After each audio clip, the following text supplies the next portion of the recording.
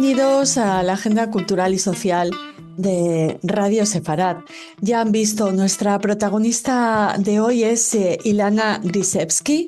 Tuvimos la oportunidad de conocerla hace casi 2 años, cuando vino a hablarnos de su... Bueno, hacía muy poco que había sido liberada de los túneles de Hamás, de Gaza, y vino a hablarnos de Matan Zangauer y de sus compañeros exigiendo también su liberación. Ella ahora ha sido muy valiente, ha acudido a la ONU como, en sus propias palabras, la prueba viviente de la violencia sexual perpetrada por Hamás. Se lo contamos y le mandamos, por supuesto, todo nuestro cariño a Ilana. No nos olvidamos tampoco de los iraníes que siguen luchando contra el régimen teocrático que ahoga su país. En el apartado cultural les contamos que el realizador Taika Waititi Cohen, ¿recuerda Jojo Rabbit? Bueno, pues estrena nueva película, se llama Clara y el Sol. Y también les anunciamos que Lenny Kravitz está entre nosotros, es cabeza de cartel del Iberdrola Festival. Además, tiramos de la manta. Esperamos interesarles con nuestros contenidos y comenzamos con esa comparecencia de Ilana Grisevsky en la ONU. Lo hacemos gracias a Fuente Latina en su cuenta de Instagram, que bueno, nos cuenta cómo ha comparecido Ilana ante el Consejo de Derechos Humanos de la ONU y ha enfrentado una omisión clave, la falta de reconocimiento a las víctimas israelíes de violencia sexual cometida el 7 de octubre y durante el secuestro en Gaza. Su intervención reabre una discusión urgente sobre cómo los organismos internacionales abordan la violencia de género, qué víctimas son visibilizadas y cuáles no, y por qué las agresiones de Hamás quedan fuera de ciertos informes o debates globales.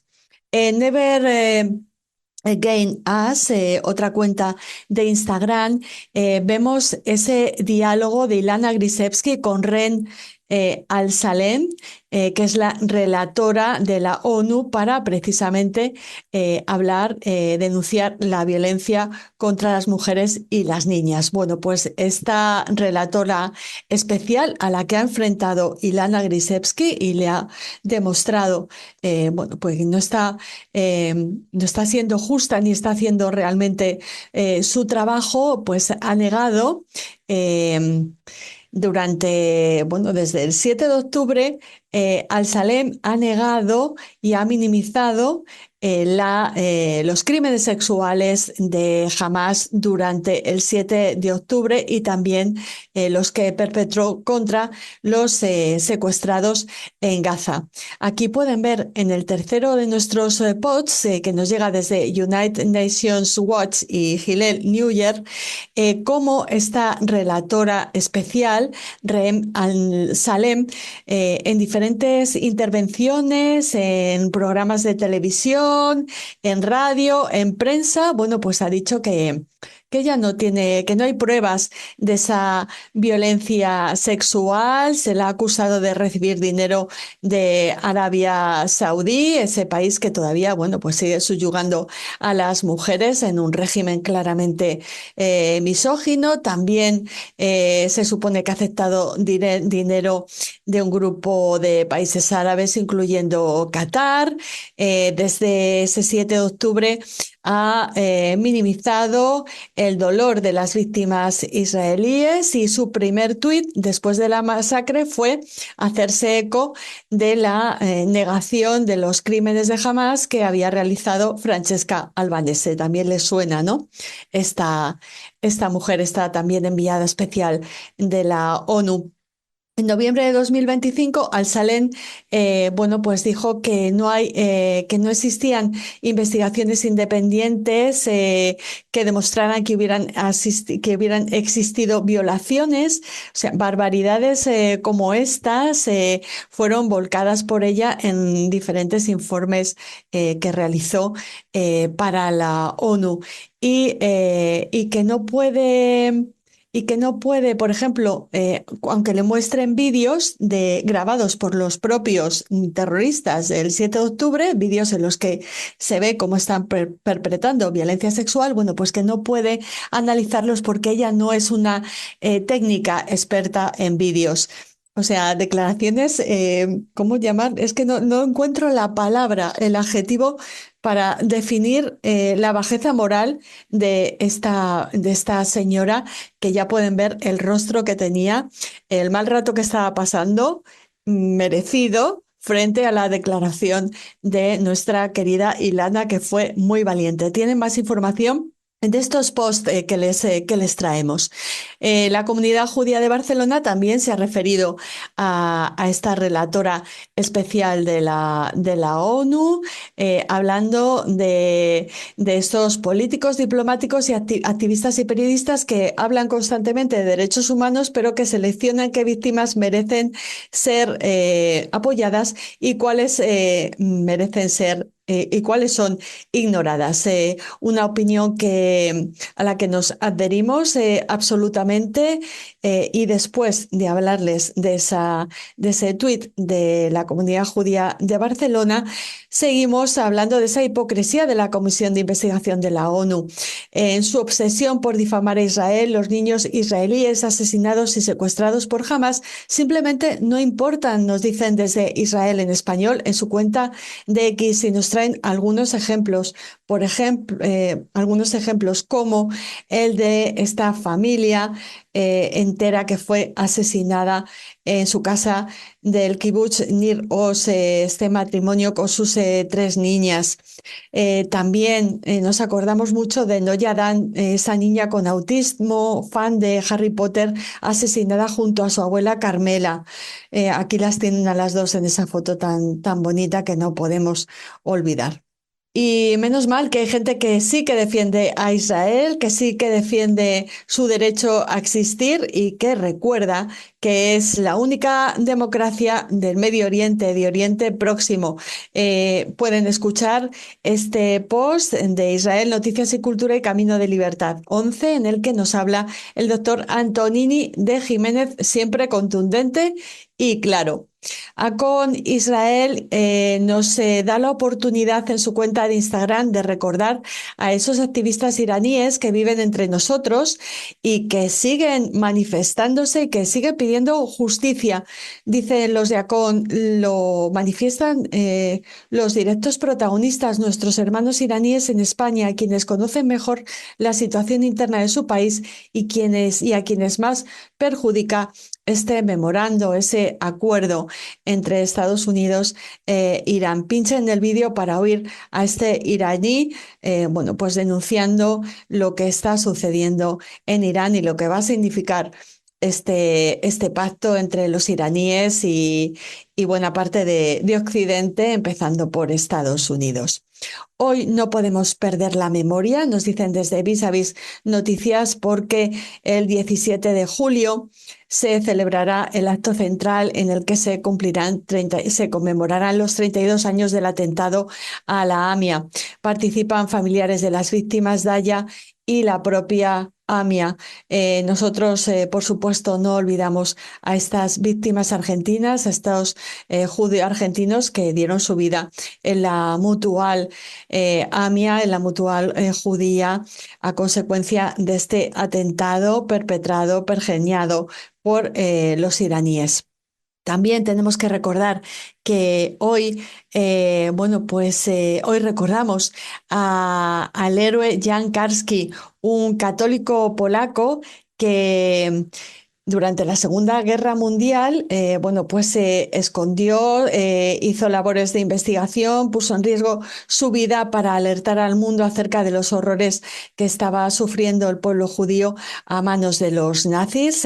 No lo escucharon, pero él fue tan valiente bueno, que elaboró ese informe con el que recorrió diferentes instancias, habló con Churchill, habló con Roosevelt, y denunció esas atrocidades, esa solución final que estaban perpetrando los nazis. Siempre le recordaremos, es un héroe para todos los que creemos en los derechos humanos y en la dignidad humana frente al terror, aunque sea en las peores circunstancias como las que se vivieron en la Europa de la Segunda Guerra Mundial. Hablando de la Shoah, Adriana Lerman, que estuvo aquí presentándonos su libro El chico que sobrevivió a Auschwitz, nos trae una triste noticia porque nos ha dejado Yankel Borenstein.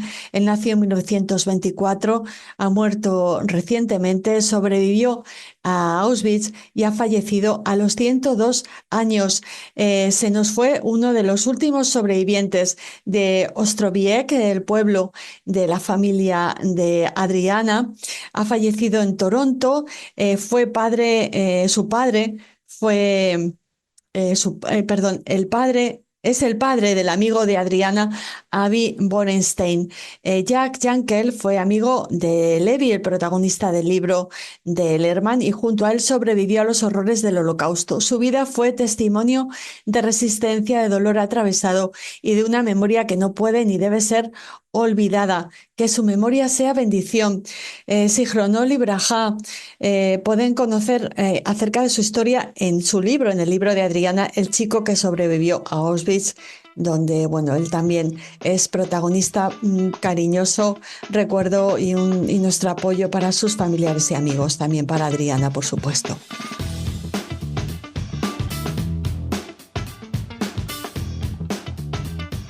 Les prometíamos que íbamos a tirar de la manta, pero no se preocupen que no vamos a hablar de política interna española, sino de España, pero de hace muchos siglos, aunque sus consecuencias aún las sigamos sufriendo. Nos vamos a Tudela, a la sala judía del Museo de Tudela, donde se conserva la reproducción de un documento excepcional, el Padrón de Conversos de Tudela de 1510. Seguro que la expresión tirar de la manta la han utilizado muchísimas veces cuando se usa cuando alguien amenaza con revelar un secreto que compromete a otros. Su origen no tiene nada que ver con mantas, sino con un capítulo de antisemitismo muy concreto de la historia española. En 1498 muchas familias judías de Tudela se bautizaron para evitar la expulsión. En 1510 pactaron un pago a la Corona de Navarra para garantizar cierta protección frente a la Inquisición. Se creó así ese padrón, una lista oficial con los nombres de los conversos. En origen tenía una función de amparo, pero su uso cambió con el tiempo, y es que esa misma lista terminó utilizándose como prueba en procesos de limpieza de sangre, limitando el acceso a oficios y cargos públicos. A este documento se le llamó popularmente la manta, en recuerdo al enorme lienzo con los nombres de los judioconversos que colgaba por orden inquisitorial dentro de la catedral de Tudela. De ahí vendría la expresión tirar de la manta.